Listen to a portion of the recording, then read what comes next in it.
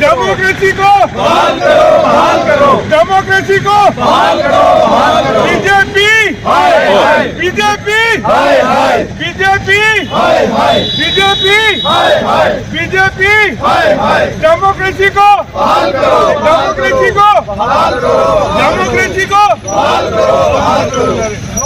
Indian National Congress जिंदाबाद, Indian National Congress जिंदाबाद। BJP हाय हाय बीजेपी हाय हाय बीजेपी हाय हाय BJP Indian National Congress Indian National Congress जिंदाबाद। डेमोक्रेसी को बहाल करो, डेमोक्रेसी को बहाल करो, डेमोक्रेसी को बहाल करो, बहाल करो।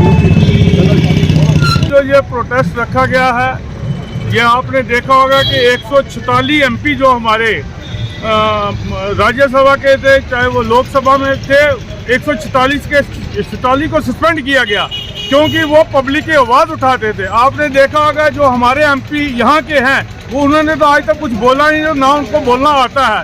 जो बोलने वाले थे उनको सस्पेंड कर दिया, उनको वहाँ से बाहर निकाल दिया संसद से। इसलिए ये डेमोक्रेसी की जो ये गला घोट रही है सरकार, या तो इनको इलेक्शन नहीं करवाने चाहिए, अगर इलेक्शन हुए हैं तो इन लोगों को वहाँ पे अपनी बात, पब्लिक की बात रखने देनी चाहिए, क्योंकि यही लोग हमारे जो एमपी वहाँ पहुँचे हुए हैं, यही पब्लिक की बात रखते हैं। इस गवर्नमेंट ने तो ऐसा कर दिया कि ना कुछ करना है ना करने देना है किसी को। आपको बताऊं कि 146 एमपी कम नहीं होते, अगर इनके पास फुल मेजॉरिटी है, अगर ये कोई काम करना चाहते हैं तो वो कर सकते हैं। इनको एमपी को सस्पेंड करने की जरूरत क्या पड़ी हुई है? काम खुद नहीं करते हैं, लगाते हैं दूसरी पार्टियों के ऊपर।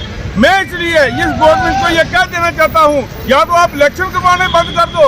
अगर इलेक्शन हो गए, एमपी किसी भी पार्टी का जीतेगा तो उसको आप पार्लियामेंट से बाहर नहीं निकाल सकते। इसलिए आज हमारी इंडियन नेशनल कांग्रेस ने हर डिस्ट्रिक्ट हेडक्वार्टर पे पूरी इंडिया में, पूरे हिंदुस्तान में यह प्रोटेस्ट रखा है कांग्रेस पार्टी की तरफ से।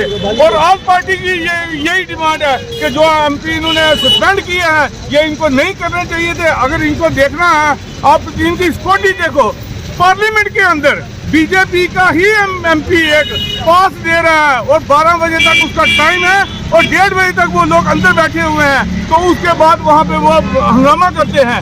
तो हमें पार्लियामेंट हमारी सेफ नहीं है, वहाँ ना हमारे पीएम साहब थे, ना हमारे होम मंत्री साहब थे, तो क्या उन बाकी एमपी को मरवाने के लिए हमने वहाँ रखा हुआ है? हम ये कह देना चाहते हैं कि अगर वहाँ पे इनकी सिक्योरिटी अपनी लैब है, पार्लियामेंट के अंदर ये सेफ नहीं है, यही कोई आगे अपना आत्मकर्ता कोई बम ब्लास्ट कर देता तो हमारे कितने एमपी वहाँ पे मर जाते। तो क्या इन्होंने हमारी सिक्योरिटी रखनी है? इसलिए इस गवर्नमेंट को चाहिए कि हर पब्लिक की, हर आदमी की इसको सिक्योरिटी करनी पड़ेगी। ये बातों से कुछ नहीं होने वाला, काम करने की जरूरत है। शुक्रिया, जय हिंद, जय भारत। पार्लियामेंट में जो 144 एमपी को सस्पेंड किया गया उसके बारे में है। ये आज हम बता दें कि ये भाजपा के ही गवर्नमेंट में ऐसे ये कांड होते हैं। इसी डेट को पिछली अटल बिहारी वाजपेयी की गवर्नमेंट में भी ये प्रोटेस्ट ऐसा हुआ था और आज फिर ये हुआ है। मैं रिक्वेस्ट करूँगा सबसे कि ये डेमोक्रेसी जो आज यहाँ पे है ये ख़त्म होने जा रही है। मेरा ये कहना है कि ये जो इलीगल तरीके से इनको सस्पेंड किया है उनको बहाल करना चाहिए। अब तो बहाल करने का भी टाइम ख़त्म हो गया, सेशन ख़त्म हो गया। और जो बीजेपी के एमपी ने ये पास वाली बात की है, उसके खिलाफ ये इन लोगों ने प्रोटेस्ट किया था, उसको तो उन्होंने लाया नहीं। अलबत्ता 144 एमपी को सस्पेंड कर दिया। दूसरी बात ये, मैं इस स्टेज से इलेक्शन कमीशन ऑफ इंडिया को कह दूं कि ये जो ईवीएम का खेल है, ये अगर अगली बार होगा तो मेरे ख्याल में तमाम अपोजिशन पार्टीज इसमें इन्वॉल्व नहीं होंगी। जब तक ये एक सिस्टम सही नहीं होगा तब तक इलेक्शन करवाने भी नहीं चाहिए और होने भी नहीं चाहिए। मैं तमाम लोगों से अपील करूंगा कि सब लोग अपनी अपनी जगह ईवीएम के बारे में प्रोटेस्ट करें ताकि ये ईवीएम बंद हो। किसी भी मुल्क में, वर्ल्ड में किसी भी कंट्री में ये ईवीएम मशीन नहीं चल रही है, लेकिन हिंदुस्तान में चल रही है। कल या परसों 2 दिन के अंदर अंदर जब इन्होंने तमाम लोगों ने कहा था कि हम इसकी जांच करवाएंगे, तो जितने भी लोग थे वो परेशान थे। परसों मैंने सुना टीवी पे कि 800 मशीनें पकड़ी गई है और 800 मशीनों को आग लग गई है, और उस जगह आग लगी है जहां बिजली का कोई कनेक्शन नहीं, कुछ नहीं। वो सारी की सारी मशीनें जो हेरा फेरी वाली मशीनें थी वो उन्होंने बाहर निकाल दी। शुक्रिया, जय हिंद, जय। आज हमारा, जैसा कि आपको पता ही है, ऑल ओवर द नेशन हर जगह डिस्ट्रिक्ट लेवल पे, स्टेट लेवल पे प्रोटेस्ट किया जा रहा है। आज हमारा प्रोटेस्ट करने का मकसद ये है, जो हाल ही में जो विंटर सेशन चल रहा था, इसमें ये सरकार, रूलिंग गवर्नमेंट क्या कर रही है, ये ओपोजिशन आवाज़ को दबाने की कोशिश करती है।